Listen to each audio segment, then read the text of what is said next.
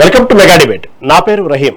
ఆంధ్రప్రదేశ్ రాజకీయాలు ఇప్పుడు ప్రజా సమస్యల చుట్టూ తిరుగుతున్నాయా లేక కులాలు మతాల కుంపట్ల చుట్టూ కొట్టుమిట్టాడుతున్నాయా? కూటమి ప్రభుత్వం వచ్చి ఏడాది గడుస్తున్నా క్షేత్రస్థాయిలో పాలన వైఫల్యాలను ఎండగట్టడంలో ప్రధాన ప్రతిపక్షం విఫలమైందా? అందుకే మళ్ళీ కులాల అస్త్రాలు తెర వెనుక వ్యూహాలకు తెరలేపిందా? ఇప్పటికే కాపు సామాజిక వర్గం కార్డుతో పవన్ కళ్యాణ్ను టార్గెట్ చేశారని, సాయికృష్ణ రావణ్ ఎపిసోడ్ల వెనుక వైసీపీ హస్తం ఉందనే ఆరోపణలు వస్తుండగానే ఇప్పుడు సరికొత్తగా జూనియర్ ఎన్టీఆర్ పేరును తెరపైకి తెచ్చారు.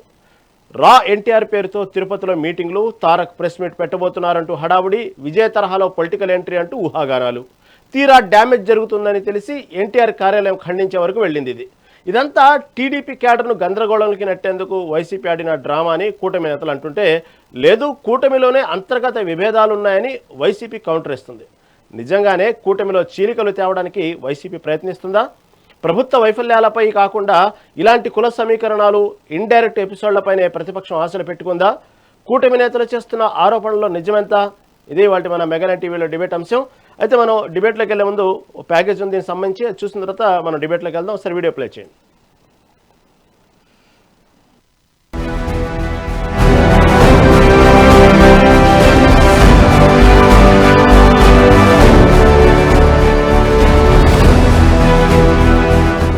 ఆంధ్రప్రదేశ్ పాలిటిక్స్ ఇప్పుడు కులాలు మతాల సరిహద్దులు దాటేసి ప్యూర్ సినీ గ్లామర్ చుట్టూ రౌండ్లు కుడుతోంది. మొన్నటి వరకు icon star Allu Arjun fans meetings తో సెగలు రేపిన ఏపీ రాజకీయం ఇప్పుడు ఒక్కసారిగా గ్లోబల్ స్టార్ జూనియర్ ఎన్టీఆర్ వైపు టర్న్ తీసుకుంది. జూలై 18న ఊరువాడ అనే సోషల్ అవేర్నెస్ ప్రోగ్రామ్ తో తారక్ నయా రూట్ మ్యాప్ గీయబోతున్నారు అంటూ సోషల్ మీడియా షేక్ అయిపోతోంది. సరిగా ఇదే తరుణంలో తిరుపతి వేదికగా రా ఎన్టీఆర్ పేరుతో కొందరు మీడియా ముందుకు వచ్చేసరికి సీన్ రివర్స్ అయింది. కట్ చేస్తే ఈ నెల 14న ఎన్టీఆర్ ఆఫీస్ రిలీజ్ చేసిన అఫీషియల్ ప్రెస్ నోట్ తో ఆ పొలిటికల్ బెలూన్ కు ఒక్కసారిగా పిన్ పడింది. ఆ సంస్థతో తారకు ఏ విధమైన ప్రమేయం లేదని కుండ బద్దలు కొట్టడంతో ఒక్కసారిగా ఏపీ పాలిటిక్స్ లో సస్పెన్స్ థ్రిల్లర్ ను తలపించే సీన్ క్రియేట్ అయింది.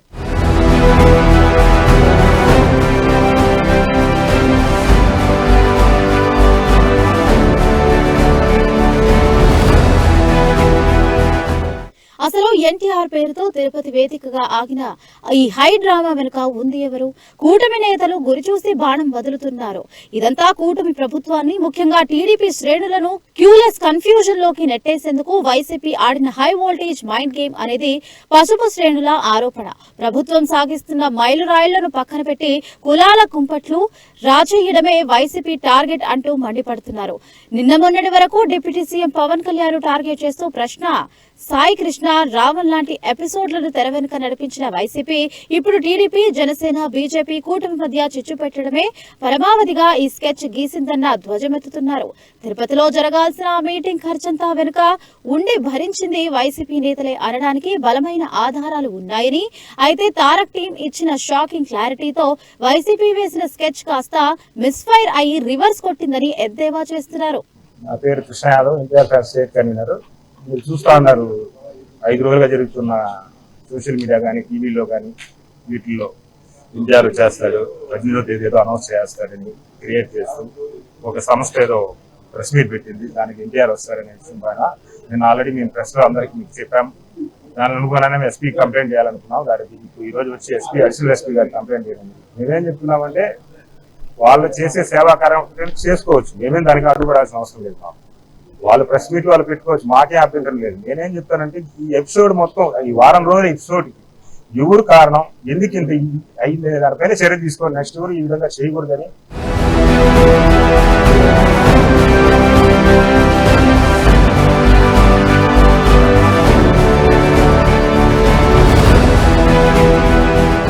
అయితే కూటమి నేతలు చేస్తున్న ఈ ఆరోపణలను వైసీపీ లైట్ తీసుకుంటోంది.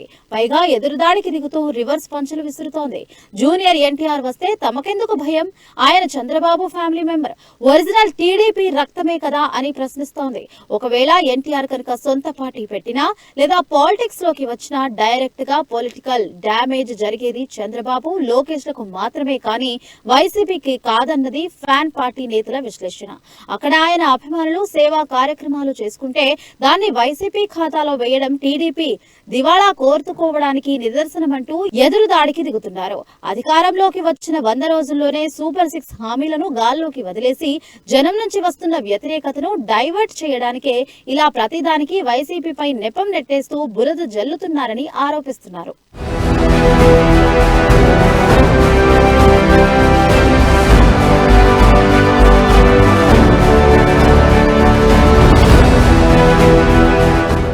ఈ పొలిటికల్ ఈక్వేషన్స్ పక్కన పెడితే అసలు తారక్ పొలిటికల్ ఎంట్రీ ప్రాక్టికల్ గా సాధ్యమేనా?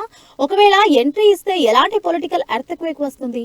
నో డౌట్ తారక్ ఉన్న అల్టిమేట్ మాస్ ఇమేజ్, తాతకు తగ్గ మనవడిలాగా డైలాగ్ డెలివరీలో ఆయనకి ఉన్న పట్టు పాలిటిక్స్ లో ఖచ్చితంగా పెను తుఫానును సృష్టిస్తాయి. తమిళనాట దళపతి విజయ్ రేపరే పొలిటికల్ వైబ్స్ తరహాలోనే తారక్ కూడా అడుగులు వేస్తే యువత నీరాజనం పడుతుంది. కానీ ఇక్కడే ఒక పెద్ద ట్విస్ట్ కూడా ఉంది. తారక్ ప్రస్తుతం గ్లోబల్ రేంజ్ లో పాన్ ఇండియా సినిమాలతో కెరియర్ పీక్స్ ఎంజాయ్ చేస్తున్నారు. ప్రశాంత్ నీల్ తో డ్రాగన్, త్రివిక్రమ్ తో గాడ్ ఆఫ్ వార్ లాంటి కళ్ళు చెదిరే ప్రాజెక్ట్స్ లైన్ లో ఉన్నాయి. ఇంత బిజీ షెడ్యూల్ మధ్య ఆయన ప్రత్యక్ష రాజకీయాల్లోకి రావడం దాదాపు అసాధ్యం. పైగా 2009 ఎన్నికల నాటి చేదు అనుభవాలు, ఆ తర్వాత చోటు చేసుకున్న సమీకరణాల నేపథ్యంలో తారక్ చాలా ఆచితూచి అడుగులు వేస్తున్నారు.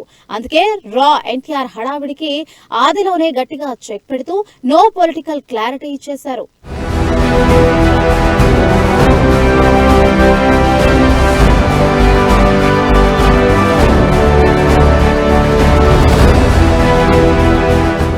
ఏది ఏమైనప్పటికీ ఏపీలో సార్వత్రిక ఎన్నికలు ముగిసినా, పవర్ మారినా పొలిటికల్ హీట్ మాత్రం నెక్స్ట్ లెవెల్లోనే రన్ అవుతోంది. ఒకవైపు కూటమి ప్రభుత్వం తనదైన శైలిలో దూసుకుపోతూ ఉంటే, మరోవైపు ప్రతిపక్ష వైసీపీ ఏ చిన్న అవకాశాన్ని వదలకుండా మైండ్ గేమ్ తో చక్రం తిప్పాలని చూస్తోంది. కానీ జూనియర్ ఎన్టీఆర్ ఆఫీస్ ఇచ్చిన ఏకైక క్లారిటీతో ప్రస్తుతానికి తిరుపతి రా ఎన్టీఆర్ పొలిటికల్ సస్పెన్స్ డ్రామాకు టెంపరీగా ఎండ్ కార్డ్ పడిపోయింది. పొలిటికల్ ఎంట్రీకి ఇంకా టైం ఉందని, ప్రస్తుతానికి తన ఫోకస్ అంతా సినిమాలపైనేనని తారక్ ఇండైరెక్ట్ గా హింట్ ఇచ్చేశారు. మరి భవిష్యత్తులో ఈ గ్లోబల్ స్టార్ ఏ ముహూర్తారైనా పొలిటికల్ ఎంట్రీ ఇస్తారో, ఆ ఎంట్రీ ఏపీ పాలిటిక్స్ లో ఎన్ని ప్రకంపనలు సృష్టిస్తుందో చూడాలి.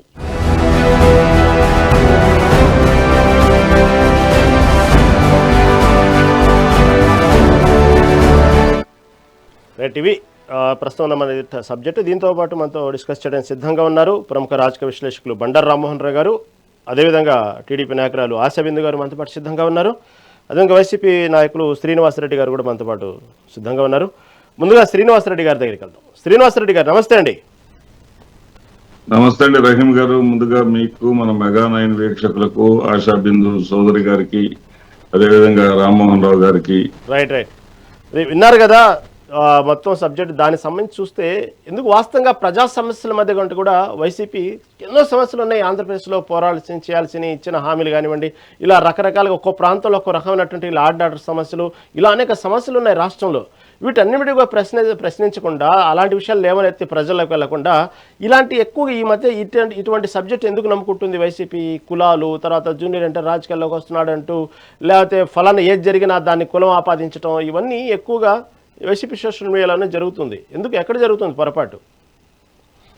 రహీం గారు, ఇక్కడ వైసీపీకి సంబంధం లేని అంశాలను వైసీపీకి అంటగట్టి వైసీపీకి సమాధానం చెప్పండి వైసీపీ వాళ్ళు అంటాం కరెక్ట్ కాదు. ముందుగా నేను చెప్పబోయే ముందు 1 by 1 అసలు ఎందుకు ఈ పరిస్థితులు వచ్చినాయి అనేది మీకు స్పష్టంగా అర్థమయ్యేటట్టు చెప్తాను. నేను యాక్చువల్గా ఫస్ట్ అసలు జూనియర్ ఎన్టీఆర్ 18వ తారీఖు ఒక బాంబు పేల్చబోతున్నారు అనేటువంటి విషయాన్ని మొట్టమొదటిగా వచ్చింది వైసీపీ సోషల్ మీడియా, వైసీపీ సంబంధించినటువంటి యూట్యూబ్ ఛానల్, వైసీపీకి సంబంధించిన ప్రధాన ఛానల్లోనే విన్నానండి నేను. అంటే నా వరకు నేను చెప్తున్నాను. ఏమంటే సోషల్ మీడియాలో వచ్చిన దానికి కూడా వైసీపీ వాళ్ళని బాధ్యతలు చేస్తే ఎట్లా రకం గారు? మీరు ఈ పార్టీ సంబంధించిన వచ్చిందండి అంశాలను కూడా వైసీపీకి సమాధానం చెప్పమని, వైసీపీ బాధ్యులు చేయమంటే చేస్తామంటే ఎలా? రైట్, సరే కంటిన్యూ. రైట్, ఇక్కడ విషయం ఏంటంటే, జగన్మోహన్ రెడ్డి గారు పరిపాలించేటటువంటి కాలంలో ఆయన ఇచ్చేటటువంటి పథకాలతోనే రాష్ట్రం శ్రీలంక అయిపోతుంది, సోమాలియా అయిపోతుందని గగ్గోలు పెట్టినటువంటి తెలుగుదేశం పార్టీ, మేము సంపద సృష్టిస్తాం, సంపద సృష్టించి సూపర్ 6 అమలు చేస్తామని బొక్కబోర్ల పడి సంపద సృష్టించలేక ఏదైతే 2023-24లో మీరు గూగుల్లో చెక్ చేసుకోవచ్చు. 2023-24 సంవత్సరంలో జగన్మోహన్ రెడ్డి గారు దిగిపోయేటప్పుడు ఉన్నటువంటి సంపద స్థాయికి ఈ 2 సంవత్సరాలు గడిచినా కానీ ఇప్పటికి చేరలా. మీకు వీళ్ళు చేరలేదు అంటానికి ఉదాహరణ ఏంటంటే మీరు గూగుల్లో చెక్ చేసుకోండి. 23-24 వరకే డేటా కనపడింది. 24-25 కొట్టినా దొరకదు, 25-26 కొట్టినా దొరకదు. ఎందుకు దొరకదాయి అంటే వీళ్ళు పోస్ట్ చేసేటటువంటి పరిస్థితులు కూడా లేరు. జగన్మోహన్ రెడ్డి గారు సృష్టించినటువంటి సంపదతోనే ఆయన పథకాలు ఇవ్వలేకపోయి రాష్ట్రం సోమాలియా అయిపోతే మరి శ్రీలంక అయిపోతే వీళ్ళెట్లా పథకాలు ఇస్తారు, సంపద సృష్టించి ఇస్తామని చెప్పేసి ఫెయిల్ అయ్యారు. కాబట్టి ఈ డైవర్షన్ పాలిటిక్స్ లో భాగం ఇవన్నీ. ఇక్కడ జగన్మోహన్ రెడ్డి గారు నోటి వెంట వచ్చినటువంటి మాటని ముందు ట్రోల్ చేస్తారు, తర్వాత అదే బాటలోకి తెలుగుదేశం పార్టీ వాళ్ళు వస్తారు. ఈ రోజు తాజాగా చంద్రబాబు నాయుడు గారు అన్న మాటలు ఒకటి మీకు చూపిస్తాను. అమరావతి కూడా అదే పరిస్థితి. విజయవాడ, గుంటూరు, మంగళగిరి ఇవన్నీ కలిపి అమరావతి. విన్నారు కదండి, జగన్మోహన్ రెడ్డి గారు ఇదే మాట మంగళగిరి బదులు మచిలీపట్నం అన్నారు. ఇదే మాట జగన్మోహన్ రెడ్డి గారు అంటే ట్రోల్ చేస్తారు, కేకలు పెడతారు, అరుస్తారు. ఏదో ఆయన మీద ఏదో సోషల్ మీడియాలో ఎవడో రావినవతల సునీల్ అనేవాడిని తీసుకొచ్చి పిచ్చి పిచ్చి చేస్తారు, ఇబ్బందులు పెడతారు, ఆయన వ్యక్తిత్వ హరణానికి పాల్పడతారు. అదే మాట చంద్రబాబు నాయుడు గారు తప్పనిసరి పరిస్థితుల్లో చెప్పాల్సినటువంటి పరిస్థితులు ఏర్పడ్డాయి అంటే రాష్ట్రంలో వైఎస్ఆర్సీపీ ప్రతిపక్షంగా ఎంత బలంగా ఉందో మీరు అర్థం చేసుకోండి. వైఎస్ఆర్సీపీ రాష్ట్రంలో పనులు పట్టించుకోవట్లేదు, పట్టించుకోకుండా ఈ కులాల వెంట పడుతుంది. ఈ ఆంధ్రప్రదేశ్ రాష్ట్రంలో కులాల ప్రస్తావన మొట్టమొదటి చేసినటువంటి వ్యక్తి పవన్ కళ్యాణ్ గారు. ఆంధ్రప్రదేశ్ రాష్ట్ర ప్రజలకు రాష్ట్ర భావన ఎటు లేదు, కుల భావన అన్న తెచ్చుకోండి, నన్ను గెలిపించండి అని అడిగింది ఆయన. ఎక్కడ కూడా వైఎస్ఆర్సీపీ కులాల గురించి మాట్లాడాల. వీళ్ళు ఏ విధమైనటువంటి ఫ్రస్ట్రేషన్, ఏ స్థాయి ఫ్రస్ట్రేషన్కి వెళ్ళారంటే మీ తెలంగాణలో ఒక ఫోక్సో కేసును ఎదుర్కొంటున్నటువంటి ఒక వ్యక్తి 6 కుటుంబ సభ్యులు చంపేసి తను చనిపోతే భావ దౌర్భాగ్యం అనాలో దారిద్ర్యం అనాలో చంద్రబాబు నాయుడు గారు ఆ వ్యక్తిని జగన్మోహన్ రెడ్డి గారిని పోలుస్తూ ఇది జగన్మోహన్ రెడ్డి మనస్తత్వం కూడా ఇలాంటిదే అని చెప్పుకున్నాడు. అంటే జగన్మోహన్ రెడ్డి వ్యక్తిత్వ హననం చేసి ఏకైక ఎజెండాగా చేసుకొని ముందుకెళ్దాం తప్ప మనం ప్రజలకు చేయగలిగేది ఏమీ లేదు.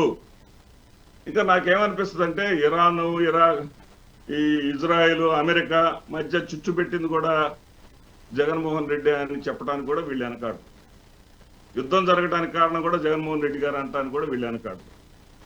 మొన్న వియత్నాంలో బోటు ప్రమాదం జరిగి తెలుగు వాళ్ళు, తెలంగాణ వాళ్ళు చనిపోయారు, ఆంధ్ర ప్రాంతం వాళ్ళు చనిపోయారు.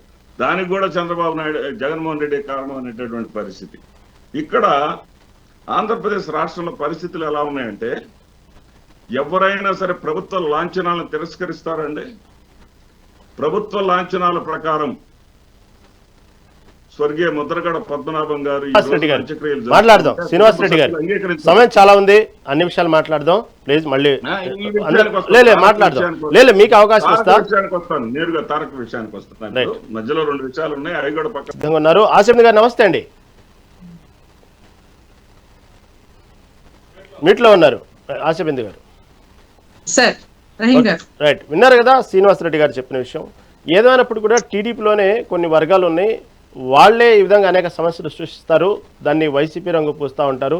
వాస్తవంగా ప్రతి విషయాన్ని కూడా వైసీపీకి ఆపాదించడం అలవాటు అయిపోయింది అనేటువంటి అంశాన్ని కూడా తీసుకొస్తున్నారు. ఇక్కడ ప్రధానంగా చూస్తే కుల రాజకీయాల అంశాల్లో కూడా వాస్తవంగా వైసీపీ మీద నెడుతుంది టీడీపీ అనేది వీళ్ళ వాదన. వైసీపీ పార్టీ ఏమంటారు? నమస్కారం రహీ గారు, మీకు శ్రీనివాస్ రెడ్డి గారికి, రామ్మోహన్ గారికి, మెగా 9 టీవీకి. ఇవన్నీ మనం చెప్పుకోవాలంటే మనము 2014 నుంచి మనం చూసుకుంటూ రావాలి సార్. 2014 ఎలక్షన్స్ తర్వాత చంద్రబాబు నాయుడు గారి అధికారంలోకి వచ్చాక, అంటే ఆంధ్ర ఏర్పాటయ్యాక అప్పటి నుంచి జగన్మోహన్ రెడ్డి గారు ఏమేం చెప్పారు అని మనం ఒక్కొక్కటి చెప్పుకుంటూ వస్తే మనము ఎన్ని పుస్తకాలు రాయాలో రామాయణం మహాభారతాలు కూడా సరిపోవు, అన్ని కథలు అల్లారు వీళ్ళు.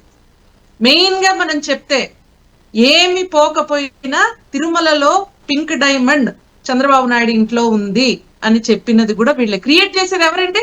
వండి వార్చేది ఎవరు? వీళ్ళు. వాళ్ళ బాబాయిని వాళ్ళు చంపుకుంటారు. చంద్రబాబు నాయుడు నారాసుర రక్త చరిత్ర అనేసి వాళ్ళ పేపర్లలో వేసుకుంటారు. వాళ్ళు మళ్ళీ అధికారంలో వచ్చాక వాళ్ళు ఏమైనా చేయగలుగుతారంటే ఏమీ చేయరు. ఏమి జరగని వీళ్ళ మీద వేస్తారు.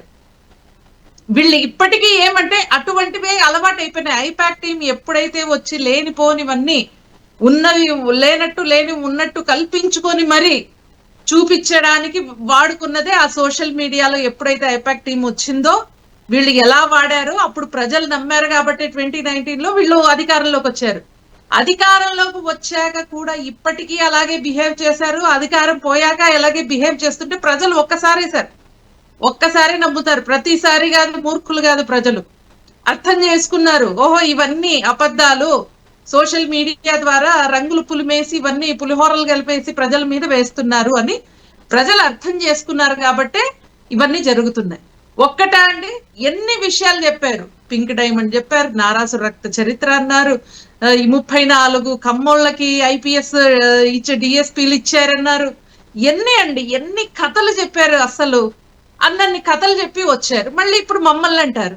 ఇప్పుడు మనం ఇప్పుడు చెప్తే ఇప్పుడు వీళ్ళకు ఒకటే అండి, వీళ్ళకి ఉన్న ఆశల్లా వీళ్ళకి అర్థమైపోయింది. నెక్స్ట్ మేము ఇంకా అధికారంలో రాము అని జగన్మోహన్ రెడ్డి గారికి అర్థమైపోయింది కాబట్టి ఇప్పుడు ప్రజల మధ్య చిచ్చు పెట్టడానికి అంతకంటే ఈజీ కూటమి మధ్య చిచ్చు పెట్టేస్తే అప్పుడు 3 పార్టీలు సపరేట్ గా నిలబడితే ఓట్లు చీలిపోయి మాకేమైనా వస్తుంది అనే ఉద్దేశంతో ఈ పనులన్నీ చేస్తున్నారనేసి ప్రతి ఒక్కరికి తెలిసిందే.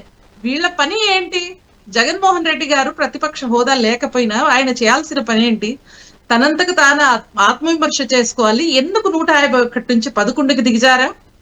ఏం జరిగింది తప్పు అనేసి అర్థం చేసుకొని మనం ఏం చేయాలి? రాజధాని అంటే అమరావతి అని చెప్పాం, తర్వాత 3 రాజధానులకు వచ్చాం, ఇప్పుడు మావిగా అంటున్నాం. ప్రజలు నమ్ముతారా అనేది ఎక్కడైనా ఒక చిన్న కామన్ సెన్స్ వాడకుండా ఇప్పటికీ అదే పట్టుకుని తిరుగుతూ ఉంటే ఏమంటారు? వీళ్ళని ఏమనాలి? ప్రజలకు పిచ్చని వీళ్ళు ఫీల్ అవుతున్నారా అని వీళ్ళు ఫీల్ అవుతూ ఇవన్నీ ప్రజల మీద రుద్దుతున్నారు అనుకుంటే ఇక్కడ ప్రజలు ఏమనుకుంటారు? వీళ్ళకి ఏమైనా పిచ్చా అని ప్రజలు అనుకుంటున్నారు. మీ 11 మంది ప్రజల్ని పిచ్చోళ్ళు చేస్తామంటే వీళ్ళు అనుకుంటున్నారు వీళ్ళకి ఇంకా వీళ్ళ మీద ఏం చెప్పినా వేస్ట్. నెక్స్ట్ ఎలక్షన్ లో ఓట్లు లేకపోతే చాలు, అంతకంటే ఇంకేముండదు. వీళ్ళు ఏమి అన్నా చంద్రబాబు నాయుడు గారు కానీ, పవన్ కళ్యాణ్ గారు కానీ, బీజేపీ వాళ్ళు కానీ స్ట్రిక్ట్ గా వాళ్ళు ఉండేది అధికారం కోసం కాదు, ఆంధ్ర రాష్ట్ర బాగు కోసం, ఆంధ్ర రాష్ట్ర అభివృద్ధి కోసం, ఆంధ్ర యువత ఉద్యోగాల కోసం, కొన్ని జనరేషన్స్ బాగుండాలి అనే ఉద్దేశంతో పవన్ కళ్యాణ్ గారు ఇప్పటికే 15 ఏళ్లు మేము కూటమిగా ఖచ్చితంగా ఉంటామనే ఉద్దేశం క్లియర్ గా మెన్షన్ చేశారు. కాబట్టి వీళ్ళకి బాధ ఎలా చేయాలి, వీళ్ళని ఎలా విడగొట్టాలి అదొక్కటే కాన్సెప్ట్. ఇంకా లేదంటే శవం ఎక్కడున్నా వాలిపోతారు. ఇంకొకటి కొత్తగా మేము ప్రతిదానికి మేము వెనక ఉన్నామనేసి టీడీపీ వాళ్ళు అన్నారు. సరే, జూనియర్ ఎన్టీఆర్ గురించి వదిలేద్దాం. రావణ్ విషయం ఆశీర్వాద్ గారు మళ్ళీ మాట్లాడదామండి. రైట్ మళ్ళీ ఇంట్రొడక్షన్ అయిన తర్వాత అందరితో అయిన తర్వాత మళ్ళీ మాట్లాడదాం. గురించి ఏమన్నారు? రైట్ మాట్లాడదాం. ఆశీర్వాద్ గారు ప్లీజ్ ఆశీర్వాద్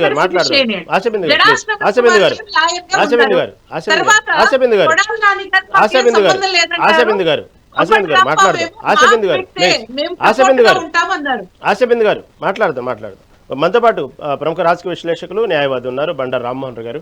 రామ్మోహన్ గారు నమస్తే అండి. నమస్తే రామారావు గారు, మీరు అనేక డిబేట్లో చెప్తా ఉంటారు ఆంధ్రప్రదేశ్ పరిస్థితి దౌర్భాగ్యం ఉందంటే ఈ కులాల చుట్టూ తిరుగుతూ ఉండే అంశాన్ని అనేకసార్లు మీరు తెర ముందుకు తెచ్చిన విషయమే. ఇప్పుడు ప్రస్తుతం చూస్తుంటే ఇటు ప్రతిపక్ష పార్టీ ప్రజా సమస్యల మీద పోరాడకుండా ఈ కులాల రాజకీయాల్లో, మతాల రాజకీయాల మీద ఈ చిచ్చులు పెట్టుకుంటూ జరుగుతున్నటువంటి క్రైమ్ మొత్తాన్ని కూడా దానికి కూడా కులాలు ఆపాదిస్తూ ఈ విధంగా బెనిఫిట్ పొందాలని చూస్తూ ఉంది. ఎందుకంటే ప్రజల సమస్యల మీద పోరాడకుండా నెక్స్ట్ టైం మనం వస్తామో లేదో కాబట్టి ఈ విధంగా కూటమిలో చీలికలు తీసుకొస్తే బెటర్ ఏమనే ఆప్షన్లో ప్రతిపక్షం ప్రయత్నిస్తుంది అనేది ప్రధాన అధికార పార్టీ యొక్క వాదన. ఏమంటారు? రహీం గారు, మీకు అట్లాగే శ్రీనివాస్ రెడ్డి గారికి, సోదరి ఆశాబిందు గారికి, మెగా నైన్ ప్రేక్షకుల నమస్కారం. ఎప్పుడో గాంధీ గారి గురించి కూడా ఒక తెలుగు కవి ఒక పాట రాశాడు. ఏమనంటే, కొల్లాయి కట్టితేనేమి మా గాంధీ కోమటాయి పుట్టితేనేమి. గాంధీ గారు కూడా కోమటి అని చేశారు. చూస్తున్నాం మనం. శ్రీకృష్ణదేవరాయ లేకులము, కాకతీయుల లేకులము, ఇవాళ ఆ చర్చ కూడా జరుగుతుంది.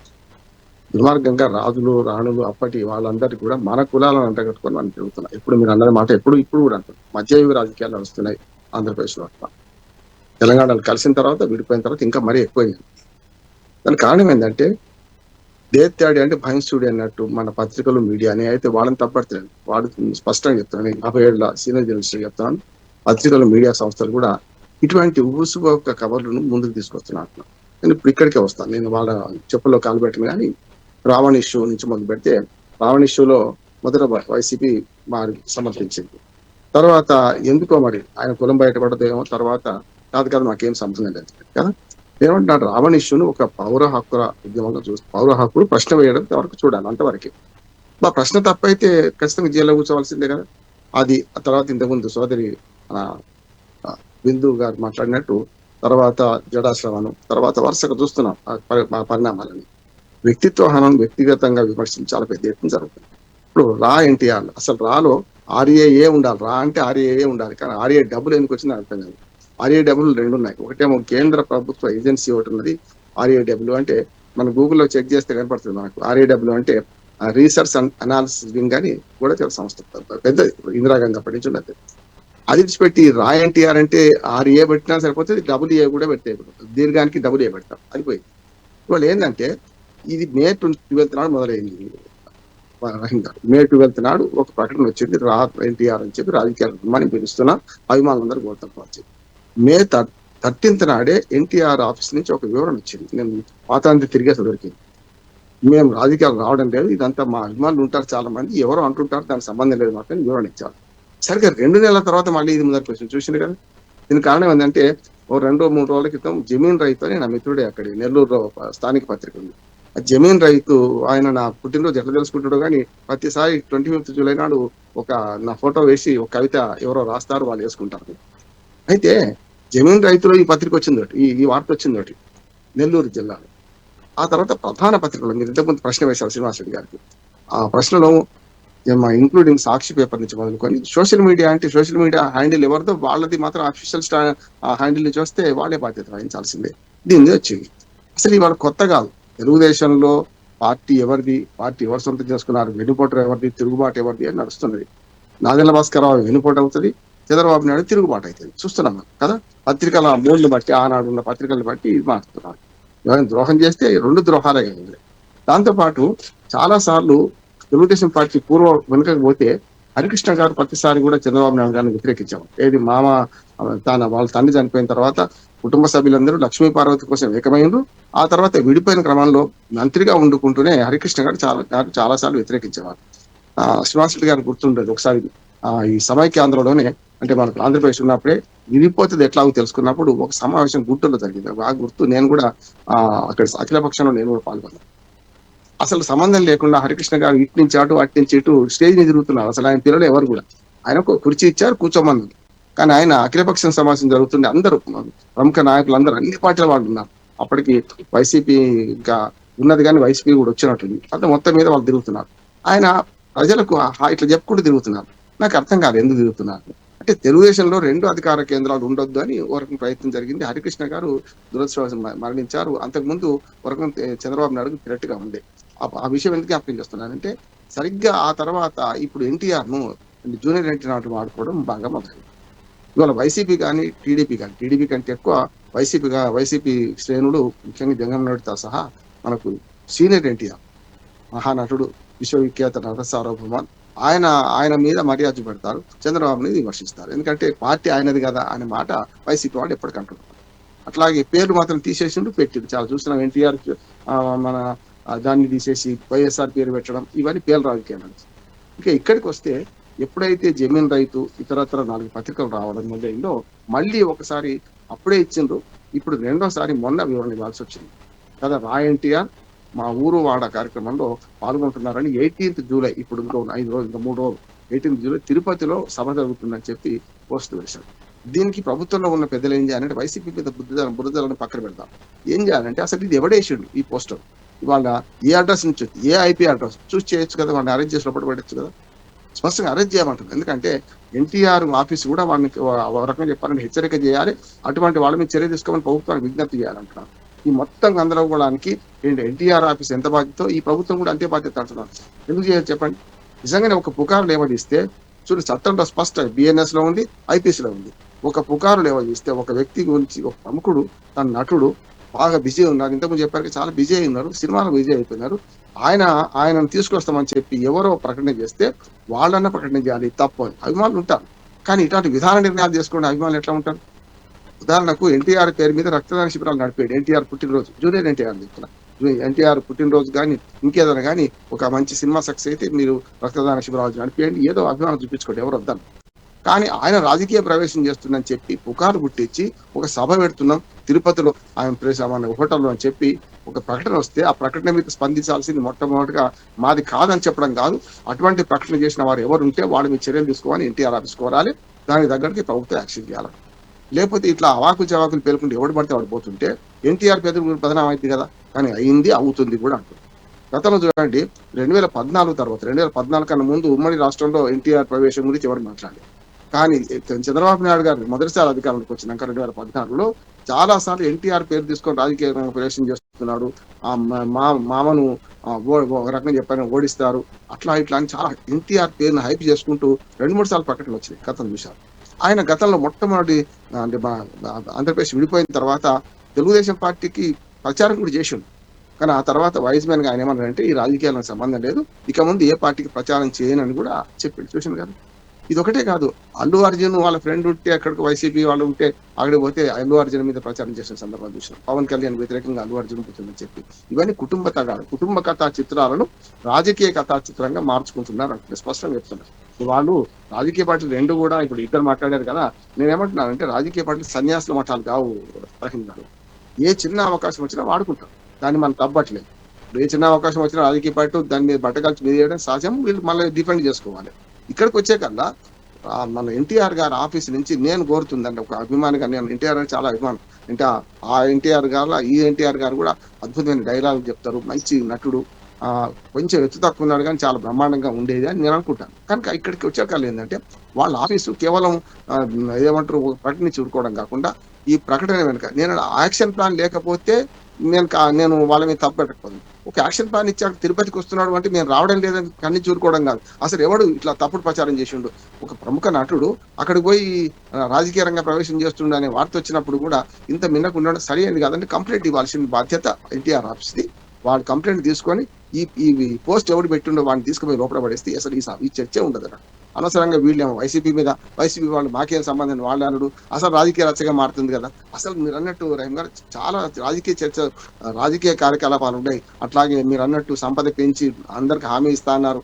ఇది మైండ్ డైవర్షన్ పాలిటిక్స్, మనకు ఒక రకంగా చెప్పాను మైండ్ గేమ్ పాలిటిక్స్ తప్ప ఇంకోటి ఏం కాదంటున్నాం.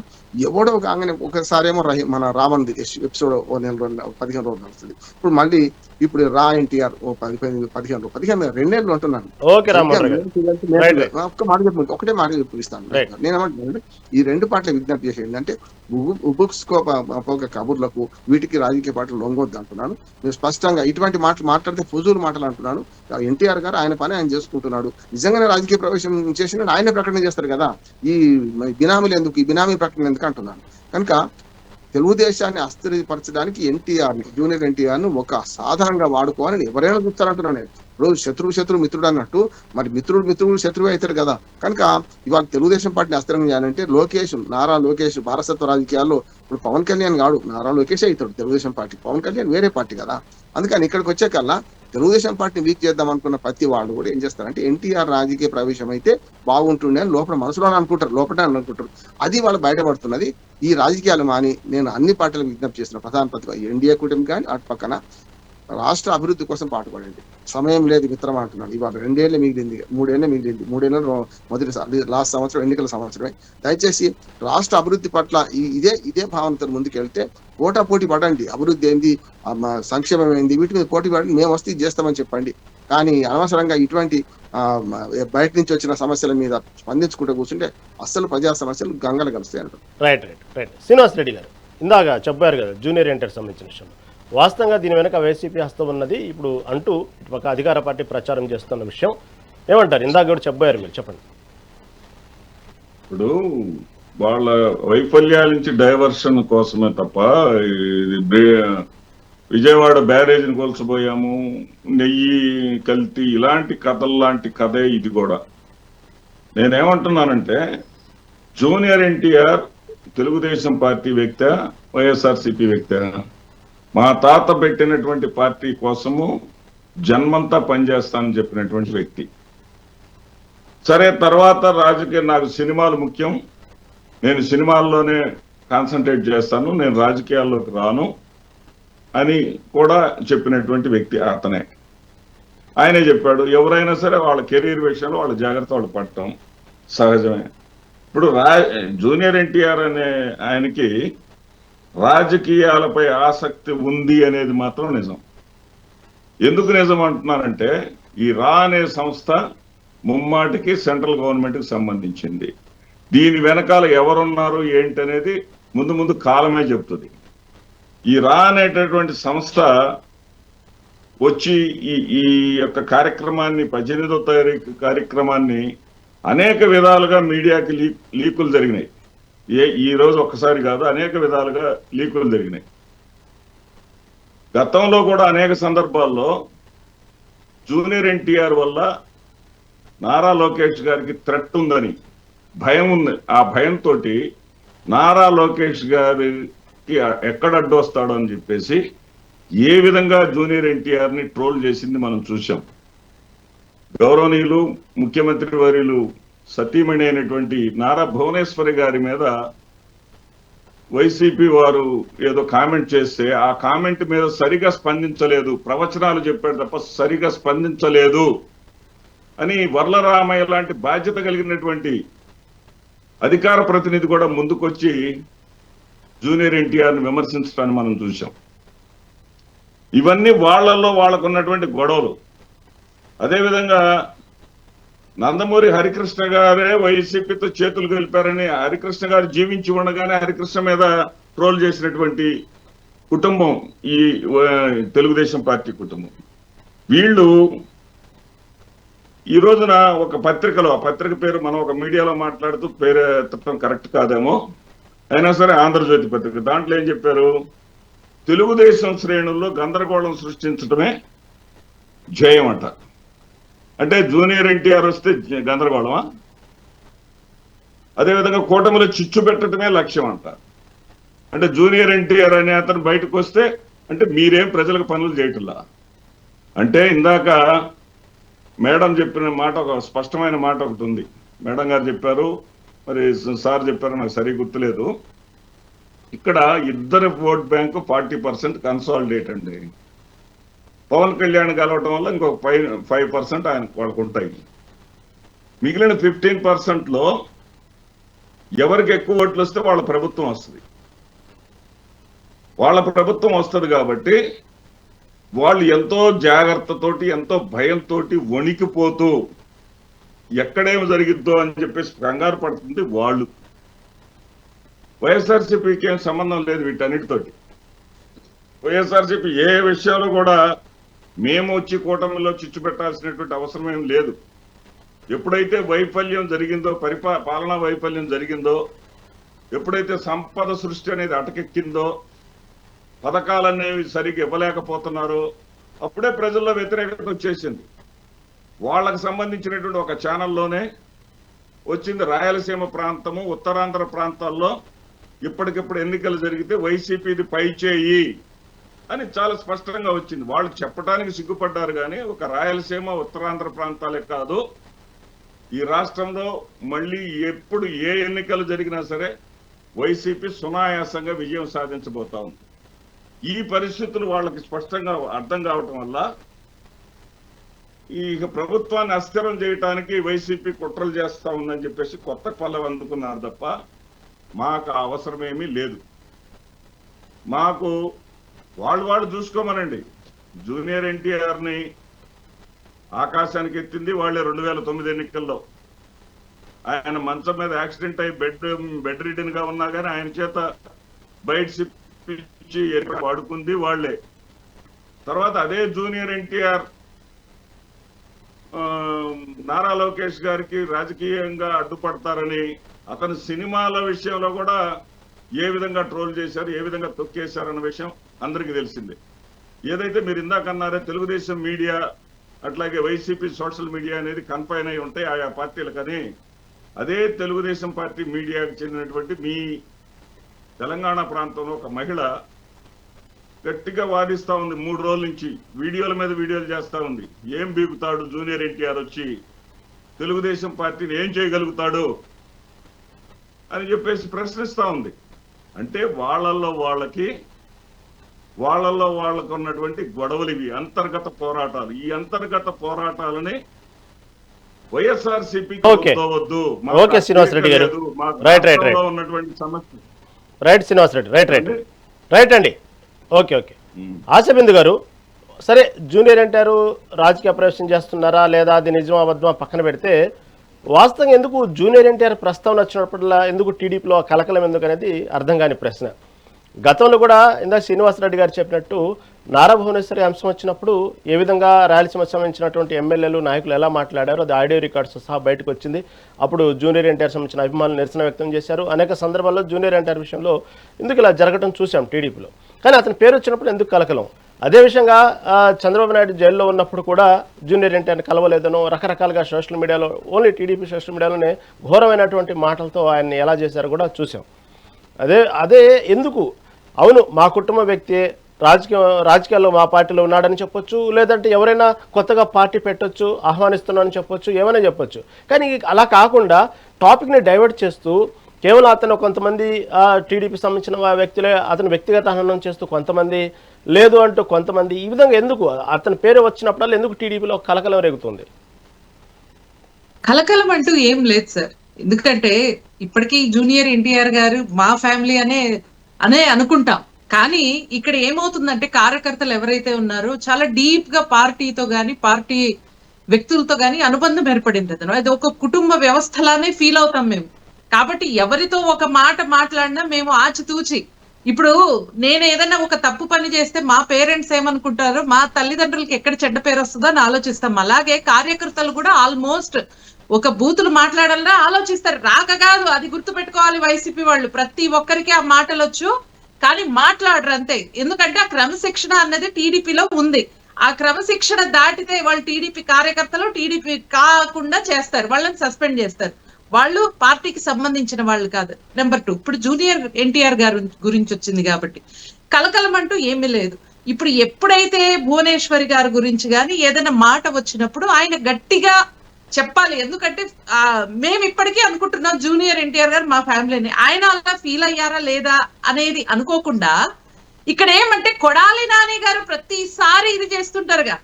కొడాలి నాని గారు కానీ వంశీ గారు కానీ వాళ్ళ ఫ్రెండ్స్ కదండి. ఇప్పుడు వాళ్ళు అటువంటి మాటలు చంద్రబాబు నాయుడు గారిని ఎంత ఘోరంగా తిట్టారో అప్పుడు కూడా వాళ్ళ దోస్తే కదండి జూనియర్ ఎన్టీఆర్. డెఫినెట్ గా మేము కార్యకర్తలు అంటే ప్రతిదీ పరిశీలిస్తాం. మీ ఫ్రెండ్ నువ్వెందుకు వారించట్లేదని డైరెక్ట్ క్వశ్చన్ చేస్తారండి. ఇప్పుడు చంద్రబాబు నాయుడు గారు వాళ్ళ ఫ్యామిలీలు ఏమైనా అనొచ్చు, ఒక పార్టీ బయటకు వచ్చి మాట్లాడినప్పుడు కొడాలి నాని కానివ్వండి ఇంకెవరైనా కానివ్వండి ఖచ్చితంగా ఫ్యామిలీ తరపు నుంచి అది ఆయన ఒక సెలబ్రిటీ కోరుకుంటారు ప్రతి ఒక్కరు బయటకు వచ్చి మాట్లాడాలి అని. అది ఏదో కొద్దామా వద్దా అన్నట్టు చెప్పారనేసి బాధపడి ఆ మాట అన్నారు. ఆయన ఏదో చెడ్డాని కాదు, ఖచ్చితంగా ఏమంటారు వాళ్ళని ఖచ్చితంగా మీరు తప్పు పట్టాలంటే గట్టిగా తప్పు పట్టాలి, ఏదో అన్నామా లేదా అన్నట్టు కాకుండా చేయకూడదు అనేసి వరలరామయ్య గారు అన్నారు. అంతేగాని ఇంకేమీ లేదు. ఇప్పుడు లోకేష్ గారికి ఏం భయం అండి? ఇప్పుడు లోకేష్ గారి రాజకీయ భవిష్యత్తుకి ఎందుకు భయం?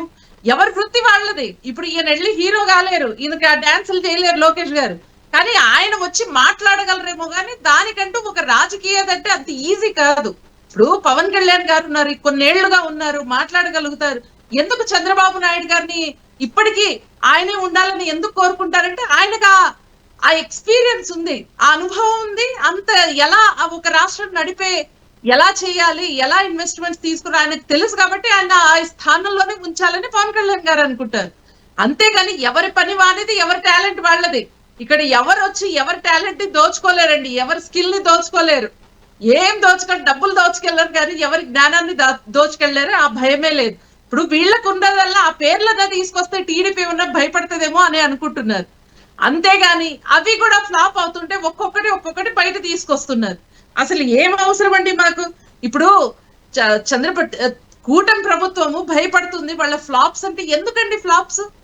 ఎందుకు? డిఎస్సి నోటిఫికేషన్ వచ్చి 16,000 ఉద్యోగాలు ఇచ్చినందుక, లేకపోతే 3 గ్యాస్ సిలిండర్లు ఇస్తున్నందుక, లేకపోతే ప్రతి ఒక్కరికి ఇప్పటికీ కొత్త ఉద్యోగ అవకాశాలు కల్పిస్తున్నందుక, లేకపోతే అభివృద్ధి పథాన రాజధాని నడుస్తున్నందుక, పరిశ్రమలు తీసుకొస్తున్నందుక, లేకపోతే రాజధాని ఫాస్ట్ గా రన్ అవుతున్నందుక, దాని పని చేసుకుంటున్నందుక, పోలవరం కడుతున్నందుక, లేకపోతే ఎక్కడికక్కడ ఇన్వెస్ట్మెంట్స్ తీసుకొస్తున్నాం. ఆల్రెడీ మేమెందుకు మొన్న ఇదే కేతిరెడ్డి గారి పక్కన కూర్చొని ఇంకొక ఆయన మీ వైసీపీ ఆయనే రాయలసీమకి ఎన్ని వేల కోట్లు ఇన్వెస్ట్మెంట్స్ తీసుకొచ్చారు చంద్రబాబు నాయుడు గారు. మేము అది గట్టిగా మేము కూడా దాని గురించి అలాగే ఆలోచించి మేము కూడా అవి తీసుకొస్తామని అంటే మాకు కూడా ఓట్లు వచ్చేవి అని ఆయన అన్నారు. కేతిరెడ్డి గారు ఎంత బాగా ముసిముసులు నవ్వుతా ఎలా కట్ చేయాలి, లైవ్ కట్ చేయండి అనేసి అన్నారు. ఆ విషయం ఎవరు చెప్తారు చెప్పండి?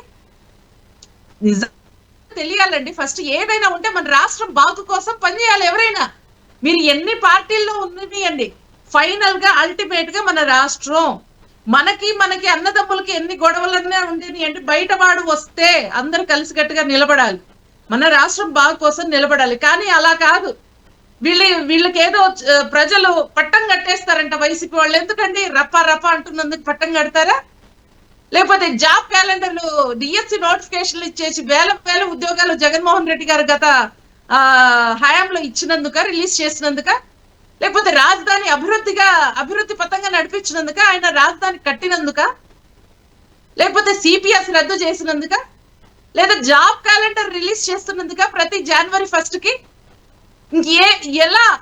ఏ విధంగా ఆయనకి ఇప్పటికీ కోరుకుంటారు చెప్పండి ప్రజలు జగన్మోహన్ రెడ్డి గారిని? ఇప్పటికీ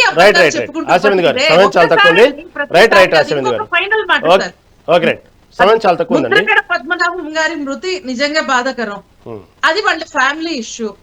కానీ చంద్రబాబు నాయుడు గారు కూటమి ప్రభుత్వ లాంఛనాలతో ఆయన అంత్యక్రియలు జరపాలని అనుకున్నారు. అడ్డుపడాల్సింది ఎవరు? సరే నచ్చలేదు మేము కోరుకోమంటే ఎవరు అడ్డుపడాలండి? వాళ్ళ కొడుకు అడ్డుపడాలి, లేదా వాళ్ళ భార్య అడ్డుపడాలి. ఎవరు అడ్డుపడ్డారు? వైసీపీ నాయకులు అడ్డుపడ్డారు.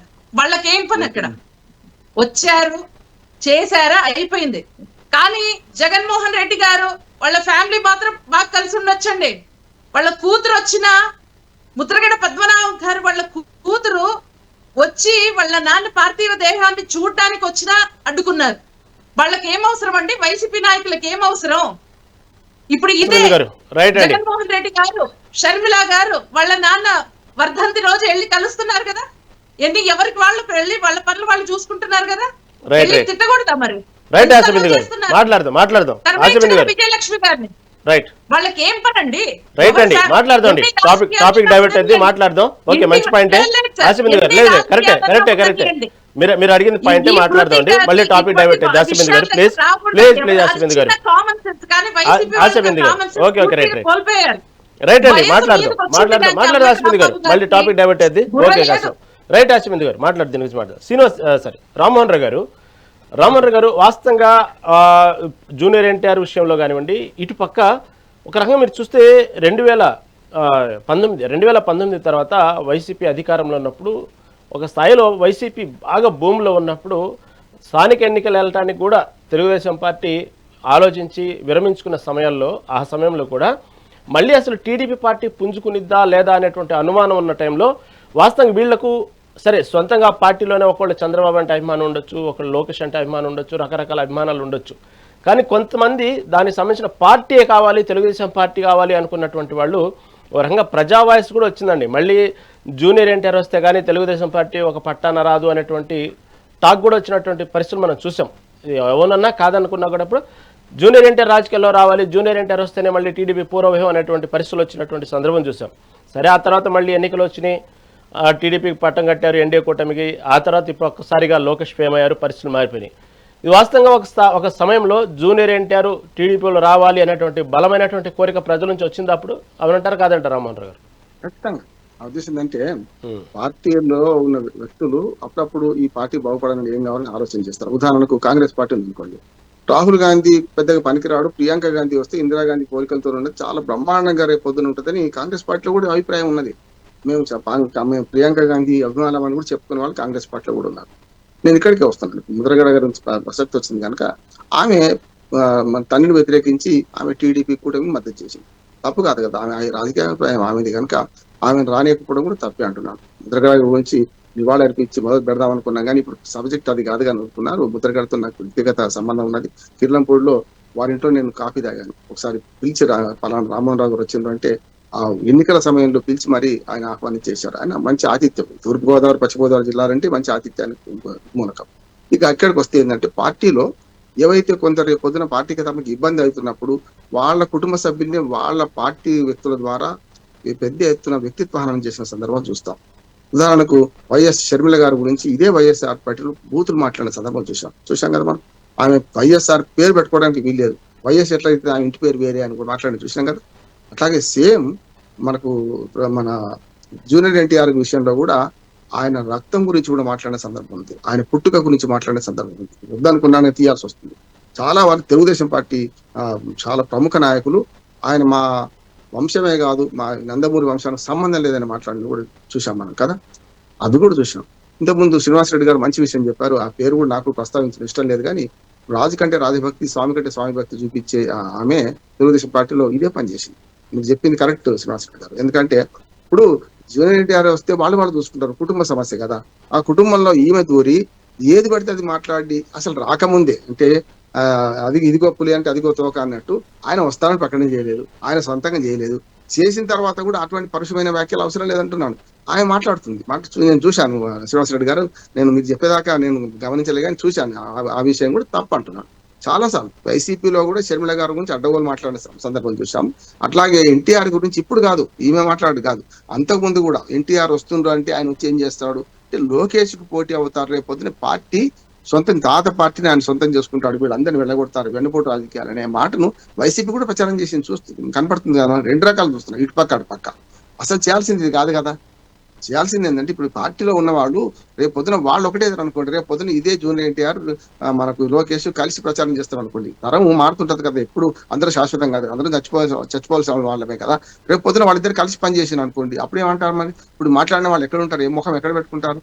వాళ్ళ పంచాయతీలో రాజు కంటే రాజభక్తి, స్వామి కంటే స్వామి భక్తి ఎక్కువ చూపించి ఇలాంటి అవాకులు చెవాకులు పేలితే ఏ పార్టీలు, రెండు పార్టీలు అంటున్నారు, ఇది సరైనది కాదంటున్నాను నేను. అందుకనే ఇప్పటికైనా సరే నా ఉద్దేశం ఏంటంటే ఇది చిల్లర పంచాయతీ, దీన్ని పక్కన పెట్టాలి. రెండు పార్టీలు కూడా రేపు పొద్దున రాష్ట్రానికి ఏం జరగాలి, ఎట్లా చేస్తే బాగుంటుంది అనుకుంటున్నారు. ఖచ్చితంగా విధానాల పరంగా వైసీపీ మన ప్రధాన ప్రతిపక్షంగా, నిర్మాణాత్మక ప్రతిపక్షంగా వీళ్ళు చేసే పనులు విమర్శించాలి తప్ప అవకాశం వచ్చింది వాడుకుంటారు, వాళ్ళు తప్పేం కాదు. ఇవాళ అవకాశం వచ్చింది, ఇందులో ముసలం పుట్టింది, యాదవ్ కులంలో ముసలం పుడితే శ్రీకృష్ణ పరమాత్మ లాంటి వాడే ఏం చేయలేకపోయింది చూసింది కదా. తన సొంత కొడుకే సాంబా దుర్మార్గం చేస్తే ఏం చేయలేకపోయింది కదా.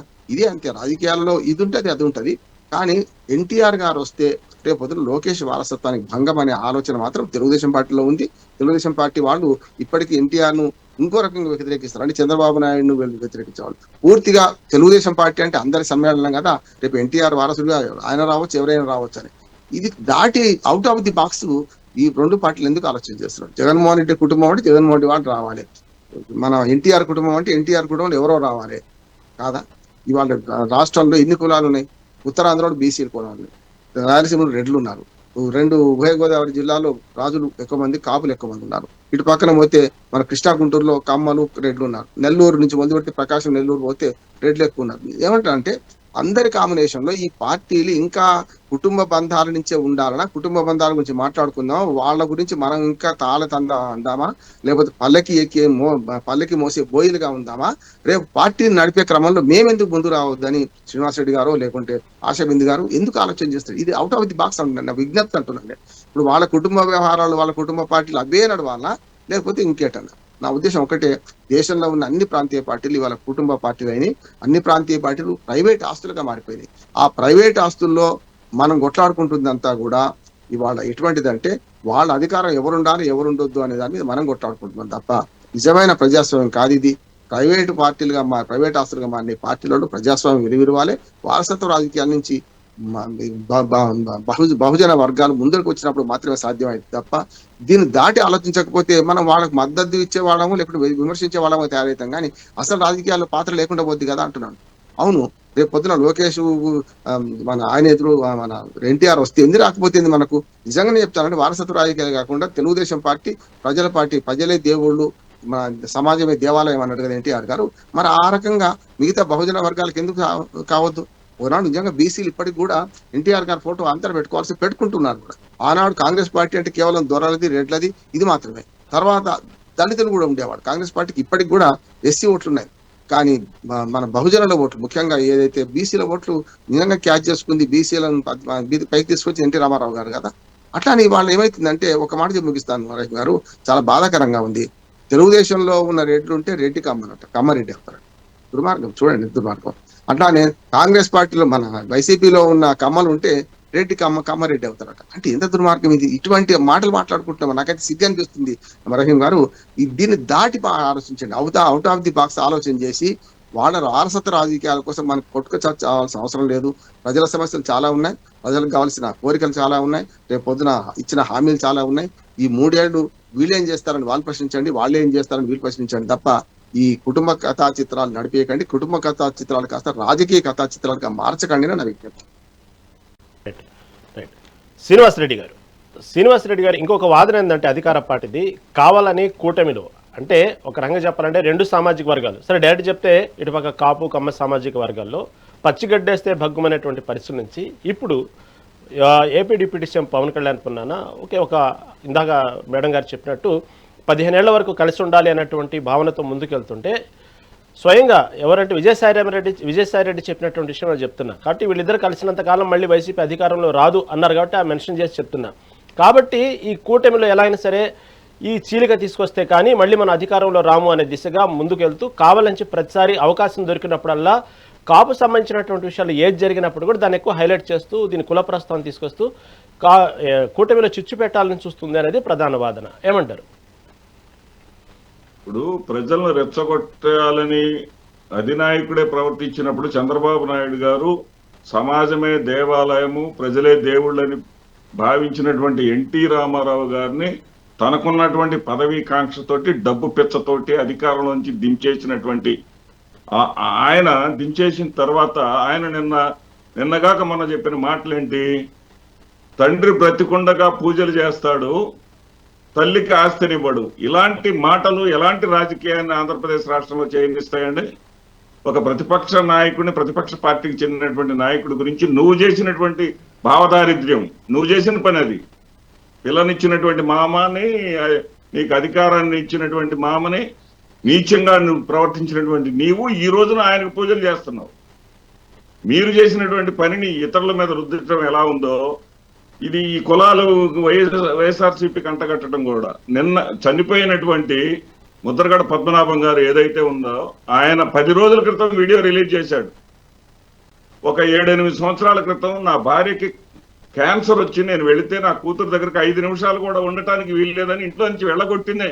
అది కుటుంబ సమస్య. ఆ కుటుంబ సమస్యని ఆశా బిందు గారు వచ్చేసి వైసీపీ వాళ్ళు వెళ్ళగొట్టారు. ఏ వైసీపీ వాళ్ళు వెళ్ళగొట్టారు? గిరి గారు మాకు మీ ప్రభుత్వ లాంఛనాలు వద్దని లేఖ రాసి ఇచ్చాడు. గిరి గారు ఎవరు? ముద్రగడ పద్మనాభం గారి కుమారుడు. బయటకు వచ్చి మీడియా ముందు ఎవరండి మాట్లాడింది? ముద్రగడ పద్మనాభం గారి కుమారుడు. అమ్మా చెప్పండి, మీరు మాట్లాడినంత సైలెంట్ గా ఉన్నాను. మీరు మాట్లాడినంత సైలెంట్ గా ఉన్నాను.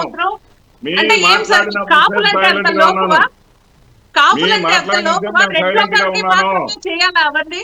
లేదు, మా రెడ్లకు కాపులకి ఇవ్వకూడదు.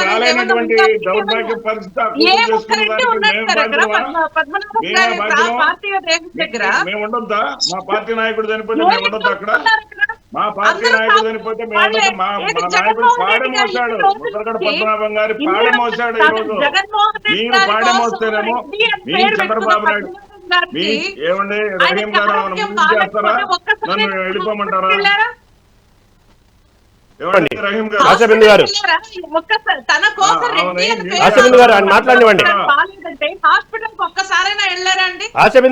ఆశాబిందు గారు శ్రీనివాసరెడ్డి గారు మాట్లాడివ్వండి. మీరు మాట్లాడేసేపు ఆయన మాట్లాడలేదు. ముద్రగడ పద్మనాభం గారు నన్ను ఈ స్థితిలో జగన్మోహన్ రెడ్డి గారు చూడటానికి ఆయన ఉన్నటువంటి ఆత్మాభిమానం అటువంటిది, రావడానికి వీల్లేదు అని చెప్పి జగన్మోహన్ రెడ్డి గారికి ఆయన సమాచారం ఇస్తే ఆయన కోరిక మేరకు ఈ నెలల అదే విధంగా మీరు ఒక కార్యకర్త పాడి మోస్తేనేమో ఆహా ఓహో అంటూ డబ్బాలు కొడతారు, విపరీతమైనటువంటి పబ్లిసిటీ చేసుకుంటారు.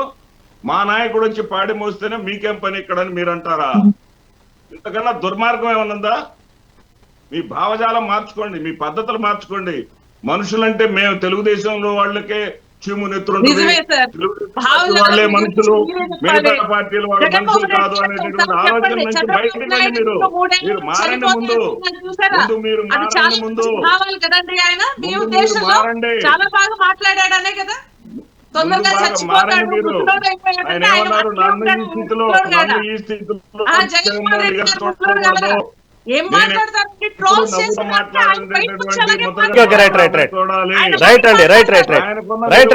శ్రీనివాసరెడ్డి గారు, ఆశబిందు గారు, రైట్. చర్చలో పాల్గొన్నందుకు బండారు రామ్మోహన్ రావు గారికి, అదేవిధంగా ఆశబిందు గారికి, శ్రీనివాసరెడ్డి గారికి ధన్యవాదాలు చేసుకుంటూ, ఇది ఓవరాల్గా ఆంధ్రప్రదేశ్లో రాజకీయాలు మాత్రం అవునన్నా కాదన్నా కులాల చుట్టూ తిరుగుతున్నాయంటానికి ఈరోజు కూడా జరిగినటువంటి సాక్ష్యమే.